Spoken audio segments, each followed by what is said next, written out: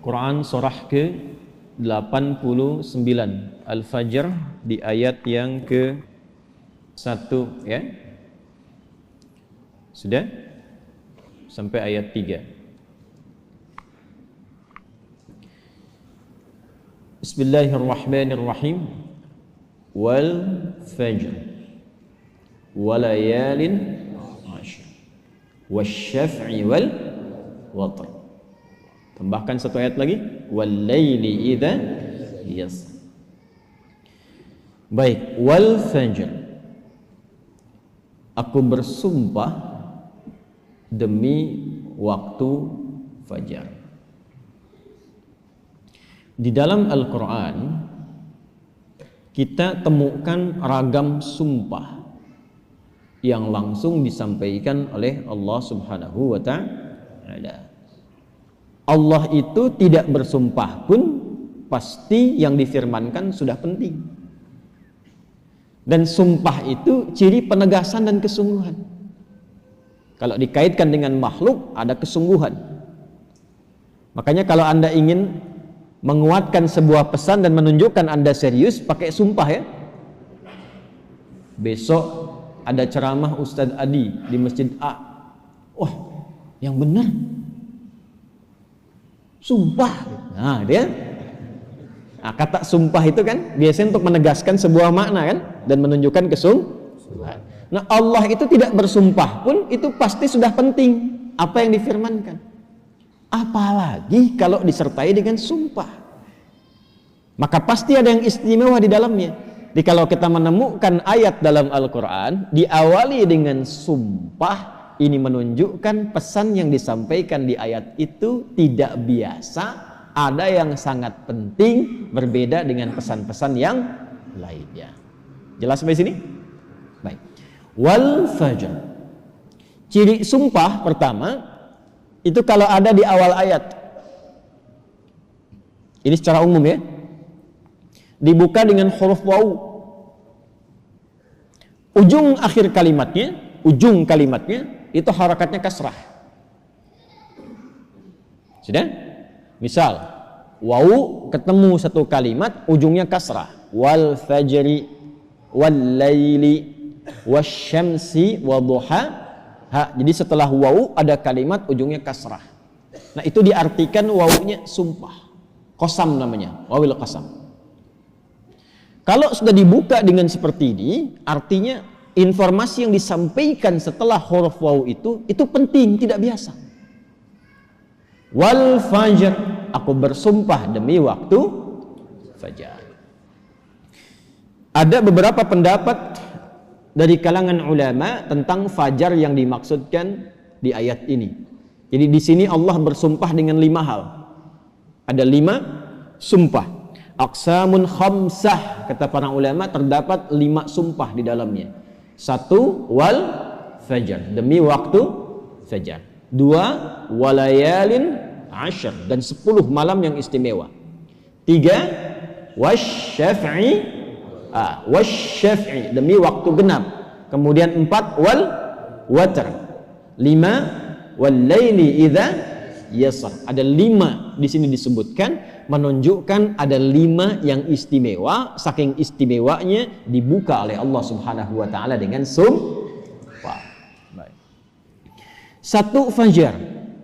Secara cepat saja. Para ulama setidaknya menyebutkan secara umum ada 2 pemaknaan di kata fajar di sini. Yang pertama yang dimaksudkan setiap waktu fajar. Itu penting. Setiap waktu fajar dalam setiap hari. Jadi ada satu yang istimewa, waktunya di waktu fajar dari sekian perubahan waktu yang kita alami dalam sehari. Kan dari fajar nanti muncul ke pagi, pagi ke siang, siang ke sore, sore ke maghrib, maghrib ke malam kan. Nah, dari perputaran waktu itu, di antara sekian banyak waktu, fajar itu istimewa. Karena itu Allah panggil kita untuk bisa menunaikan sholat di waktu fajar. Ya, hakikatnya bukan hanya sholatnya, ada waktu-waktu yang hanya dalam fajar itu yang nggak ditemukan keistimewaannya di waktu yang lain. Contoh, kita ambil ke ibadah ritual dulu. Salat di waktu fajar ini itu 2 rakaat sunnahnya saja. Sunnahnya, belum masuk ke fardunya. Itu nilainya disebutkan oleh Rasulullah SAW lebih baik daripada dunia dan seisinya. Raka'atul fajri khairum minad dunya wa ma fiha. Kalau Anda mampu menunaikan 2 rakaat fajar, itu yang dimaksud sunnahnya. 2 rakaat, tapi disebutkan kalimat fajarnya. Bukan zuhur, bukan asar, bukan maghrib, bukan isya. Dan dilakukannya sebelum salat fardunya untuk menunjukkan betapa pentingnya itu. Karena kalau orang tahu itu penting, pasti persiapan datang sebelumnya. Ya, Anda tahu di sini akan pengajian kan? Subuh kan? Subuhnya misalnya jam 4.35. Anda menjadikan pengajian itu sebagai hal yang prioritas. Kalau waktunya 4.35, datangnya jam berapa? Ada yang nginap, ada yang itikaf. Karena menjadikan itu penting. Kalau tak penting mungkin diabaikan. Nah, Allah menyatakan fajar itu penting. Jangan tinggal. Bahkan saking pentingnya, ada di antara hamba-hamba Allah yang menyiapkan waktu fajar itu bangun dari sebelumnya sampai warming up dulu. Pemanasan supaya subuhnya itu, fajarnya itu bisa optimal. Bangun dari malam, Pak. Ada yang menjelang fajar itu membiasakan hatinya supaya khusyuk. Sehingga saat sholat di waktu fajar sudah terkoneksi kepada Allah dengan baik. Cara menyiapkannya dengan istighfar. Waktu singkat menjelang fajar itu disebut sahar namanya. Jamaknya disebut ashar. Ada orang-orang yang kalau sudah tiba waktu ini, dia banyak istighfar, istighfar, istighfar, istighfar. Supaya hatinya lapang saat fajar tiba, terkoneksi sempurna kepada Allah. Sempurna. Nyambung. Itu ada di Quran surah ke-51 ayat 18. Wabil ashari hum yastaghfirun. Kalau ingin dikuatkan kesabaran, ingin diberikan rizki, sehingga bisa sering infak, ya. Ingin diberikan kemampuan menjalankan segala sesuatu dengan benar, menatap dengan benar, mendengar dengan benar, berjalan secara benar. Itu diantara amalannya, rajin istighfar di waktu sahar menjelang fajar. Dah, ini ijazahnya langsung dari Al-Quran. Surah ketiga Ali Imran di ayat ke-17. As-sabirina was-sadiqina wal-qanitina wal-munfiqina wal-mustaghfirina bil ashar. Ya. Quran surah ketiga Ali Imran ayat 17. Paling kiri sebelah atas tuh. Itu di situ istighfar di waktu sahar itu disamakan dengan 4 amalan tadi. Sabar, khusyuk dalam ibadah, bisa rajin infak, dan benar dalam menjalankan aktivitas. Itu diantara latihannya, rajin istighfar menjelang fajar. Makanya kalau sudah istighfar, terbuka hatinya, terkoneksi dengan Allah, itu ibadahnya akan lebih enak dibandingkan dengan yang jarang istighfar. Gitu. Alhamdulillah. Ada sifat qanitin di situ. As-sabirina wal qanitina. Sedangkan kita diminta sholat itu dengan sifat kunut. Orangnya disebut qanit, jamaknya qanitin. Ada di mana ayatnya? Al-Baqarah ayat 238. Hafizu 'alas salawati was salatil wusta wa qumu lillahi qanitin. Tuh. Kalau mau salat, mau enak salatnya, jangan sekedar salat. Memang betul sudah selesai. Ya, menuntaskan kewajiban, beban kewajibannya hilang, tapi kenikmatannya dapat enggak? Manfaatnya dapat enggak? Kalau ingin menikmati salat, ingin dapat manfaatnya, dapat ketenangan, terkoneksi dengan Allah, doanya cepat dijawab, maka khusyuklah dalam salat. Nah, di antara cara mendapatkan khusyuk itu istighfar. Dibuka. Sehingga sekat-sekat yang membuka kita itu, yang menghambat koneksi kita dengan Allah itu terbuka. Ini dari Quran. Dari Quran. Nah, dibiasakan istighfar paling enak itu di waktu sahar menjelang fajar. Apalagi kalau bisa tahajud sebelumnya. Kalau bisa tahajud, ya, tahajud kemudian istighfar, terbuka hati, rajin memberi di situ, itu disebut langsung oleh Quran kalau dia bertahan dengan itu sampai wafat, itu disebut sebagai calon penghuni taman surga yang sedang beraktivitas di bumi. Itu Quran surah 51 ayat 15 sampai dengan ayat 23. Innal muttaqina fi jannatin wa 'uyun akhidhina ma atahum rabbuhum innahum kanu qabla dhalika muhsinin kanu qalila minal laili ma yahja'un. Itu tahajudnya. Wa bil ashari hum yastaghfirun. Itu istighfarnya. Nah, hakikatnya kita bangun malam itu, hakikatnya kita istighfar di waktu sahar untuk persiapan ke fajarnya. Salah satu maknanya itu. Makanya Nabi kan ya suka rebahan kan sedikit ya. Bukan rebahan yang sempurna. Ya kaum rebahaners nih ya. Ya, coba dicek tuh. Kalau ada rebahan Nabi itu miring sedikit ke kanan kan, setelah istighfar tuh nunggu-nunggu sampai fajar tiba. Supaya kesadarannya optimal. Ada apa di fajar itu sampai dipersiapkan sebelum itu? Sampai-sampai 2 rakaatnya lebih baik daripada dunia dan seisinya. Itu kalau dibaca pakai iman, gak ada yang bisa menandingi. Saya tanya antum, dikasih 1 juta atau 2 rakaat sebelum subuh? Ayo. Oh, masa? Huh? Coba dicek. Sana ada lomba balapan di sirkuit tuh.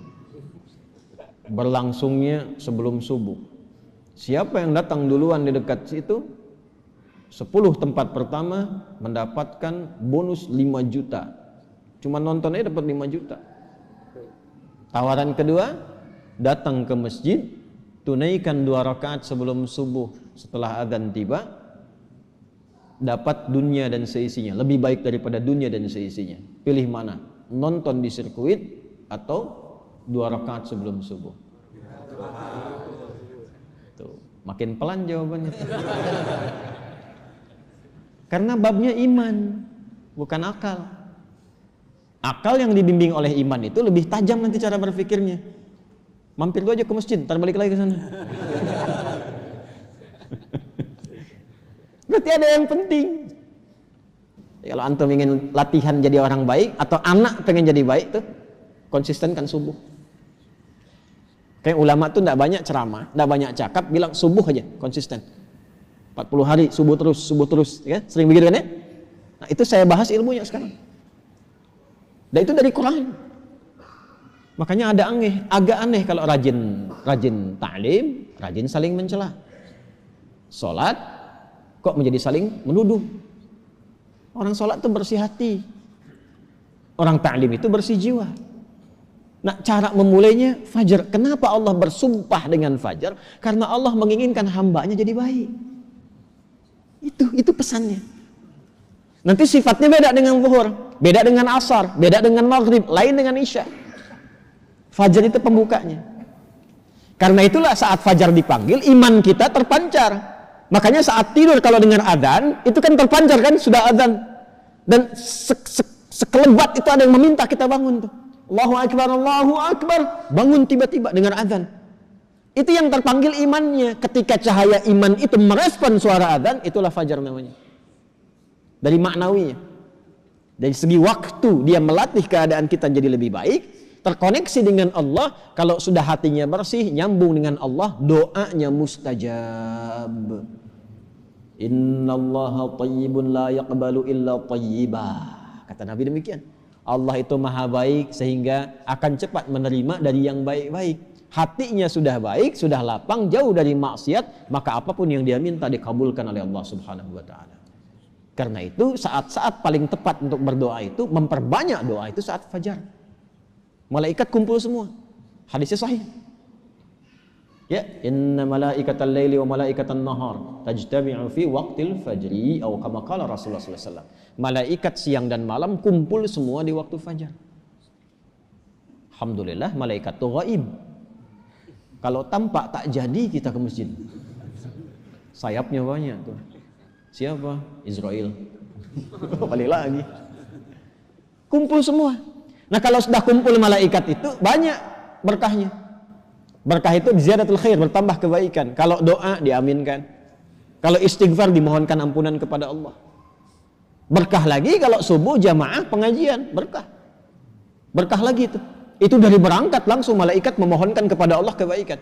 Hadisnya viral sahih di Ibnu Majah itu. Ya, dari Abu Darda radhiyallahu taala anhu. Qala Rasulullah sallallahu alaihi wasallam, "Man salaka tariqan yaltamisu fihi 'ilma sahhala lahu tariqan ila al-jannah, wa innal malaikata la tadau ajnihataha ridan li talibil ilmi." Orang mau berangkat menuntut ilmu, itu malaikat membentangkan sayap memohonkan kepada Allah ridha untuk orang itu. Berangkat dia ke masjid pas di waktu fajar, banyak sekali. Makanya kalau bapak ibu ke masjid waktu subuh nggak doa, rugi itu. Itu fajar.